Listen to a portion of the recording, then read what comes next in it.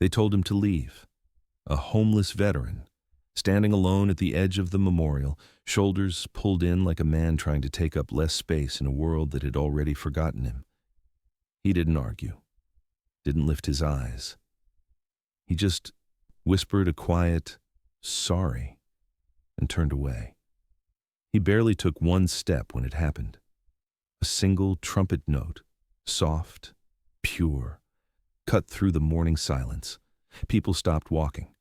A stroller wheel locked. Even the guard who pushed him back froze, because the bugler wasn't facing the memorial anymore. He was facing him. The second note wavered, not from cold, but from the bugler's hands shaking around the brass. The veteran's back stiffened, his breath caught, the kind of breath a man takes when an old wound opens without warning. Slowly, carefully, he reached inside his coat. A few people stepped back. Someone whispered, "What's he doing?" What he drew out wasn't a threat. It was a folded flag, edges frayed, seams worn thin, held with the tenderness of someone who had folded it again and again for the ones who never came home. The bugler's eyes softened. His lips pressed tight. He lifted the trumpet higher, and every note that followed wasn't for a ceremony. It was for him. Confusion spread through the crowd, muttered questions, uneasy glances, because nothing about this moment felt random. The man they told to leave was suddenly the center of a tribute no one understood. Before we continue, tell me in the comments where you're watching from, because what unfolded next at that memorial left everyone there standing in silence. For a long moment, no one moved. The final note of taps hung in the cold air, thin as breath on glass. The veteran stood there, holding the folded flag to his chest, eyes lowered, shoulders trembling just enough for anyone watching closely to see it. A man in the crowd whispered, "Who is he?" No one answered. Even the guard who had pushed him back earlier took a step away, breathing unevenly as if the weight of what he'd done had suddenly settled on his shoulders. The veteran seemed to shrink under all the eyes on him. He didn't want attention. He never had. He tried to turn again, just enough to slip back into the shadows like he always did. But the sound of boots clicking against stone froze him in place. Someone was approaching, a Marine in dress blues. Older, gray at the temples, the kind of man who had seen enough war to recognize the quiet kind of pain in another person. He slowed as he neared the veteran, his breath visible in the morning cold. "Sir," he said softly, not wanting to startle him, "please, don't walk away." The veteran didn't lift his eyes, just clutched the flag tighter, knuckles white. "I don't belong here," he murmured, his voice cracked, barely audible. "Not anymore." The Marine swallowed hard. "That's not true," he said, and the way he said it, gentle, steady, made several people go still. A young soldier stepped closer too, uniform sharp, medals glinting faintly in the dawn light. He studied the veteran's face the way someone studies a photograph they hadn't seen in years. "Sir, what's your name?" he asked quietly. The veteran hesitated. His throat worked, but he didn't answer. Instead, he adjusted the folded flag, holding it with a reverence so deep it silenced the entire plaza. And that's when an elderly woman stepped through the crowd. She carried a single white rose. Her hands shook as she looked at him, really looked at him, as if searching for someone she once knew in a different life. "Excuse me," she whispered. Her voice trembled like thin ice. Were you in the Desert Convoy tragedy? The one they talk about every Memorial Week?" The veteran flinched so subtly most would have missed it, but she didn't. Her eyes filled with tears. "My son. He wrote about a medic, a man who carried soldiers out of burning vehicles with his own uniform on fire. He said that medic saved 8 men before collapsing. He said he owed his life to a ghost, because no one ever saw that medic again." The veteran closed his eyes. A single tear slipped down the woman's cheek. "Was it you?" she whispered. He didn't answer, couldn't. His jaw tightened, his breath broke. The Marine watched him closely, then spoke in a low, steady voice. "I know that story," he said. "That medic didn't disappear because he ran." He paused. He disappeared because he buried everyone he couldn't save. The veteran's shoulders shook, barely, but enough to shatter something fragile in the air around them. The crowd didn't breathe. The bugler lowered his trumpet completely now, eyes fixed on the man he had honored without even knowing his name.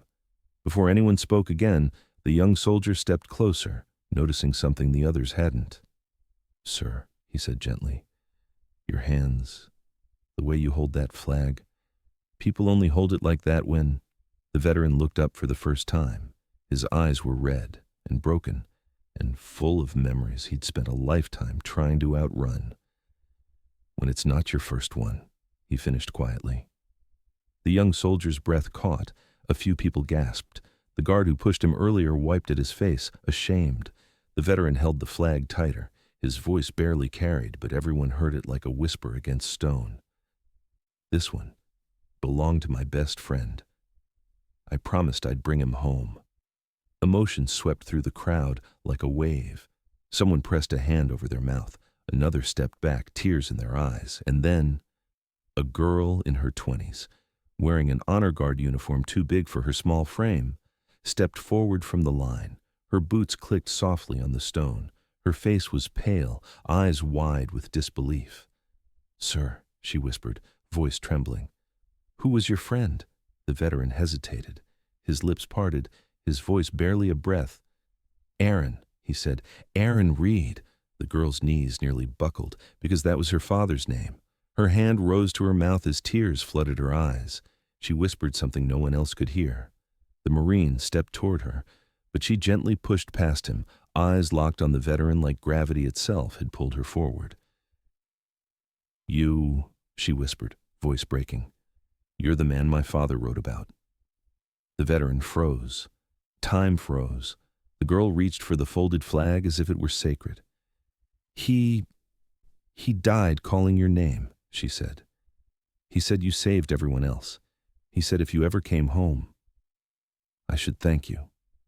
The veteran's face crumpled. Not the way a man breaks from weakness, but the way a dam finally gives after holding back a lifetime of storms. He pressed a shaking hand against the folded flag, eyes squeezed shut, breath trembling from somewhere deep inside him. "I wasn't supposed to survive," he whispered. "I wasn't supposed to come home alone." The girl knelt in front of him, her voice barely steady. "You didn't come home alone," she said softly. "You carried him with you. You've carried him. Every day." The veteran shook his head, tears slipping onto the stone beneath him. "I ran," he breathed. "I couldn't listen to the ceremonies anymore. Couldn't stand being thanked for something that wasn't enough." He lifted his eyes to hers, tired, broken, searching. "I'm sorry," he whispered. "I should have come sooner. I should have—" But she gently placed her hand over his. "No," she said, "you did enough. My father said you saved 8 lives that day. He said you were the bravest man he ever knew." The veteran's chin trembled. His fingers tightened around the edges of the flag, holding it like a memory he wasn't ready to let go of. And then the Marine stepped forward. He removed his white gloves, tucked them under his belt, and slowly offered the veteran a salute. Not the crisp, ceremonial kind, not the one taught in training. This one was personal. The honor guard watched him, and one by one they followed, hands rising across the plaza. Soldiers, civilians, strangers who hadn't known this man an hour ago. The same people who had stared at him in confusion now stood in silence with hands over their hearts. Taps began again, soft, low, a second tribute, not planned, not scheduled, but earned. The bugler's chin quivered as he played, each note carrying an ache the crowd could feel in their bones. The veteran lowered his head, overcome, as if the music wasn't being played for him, but through him. The girl placed the white rose she carried onto his folded flag. "My father would want you to have this," she whispered. He stared at the rose, small, perfect, trembling in the cold wind, and a single tear fell onto its petals. When the final note faded, the Marine stepped closer. "There's a center nearby," he said gently. "For veterans, warm meals, real beds, people who understand. Let us take you there." The veteran opened his mouth, then closed it, torn between pride and exhaustion, but the girl leaned in and whispered, "Please, you've carried enough alone." He nodded, slowly, carefully, like a man finally setting down a burden too heavy to hold. The Marine helped him to his feet. The crowd parted, creating a quiet path for him, a path lined with respect, not pity. As he walked, the girl stayed beside him, her arm barely brushing his, as if guiding a piece of her father home. Before he left the plaza, the veteran turned back once more. He raised the folded flag to his heart, and for the first time in years, he stood tall, not as a homeless man, not as a forgotten hero, but as a soldier, finally seen. And as the crowd watched him disappear into the morning light, the plaza returned to silence, a different kind of silence, the kind that honors every name etched in stone and every story we almost never hear.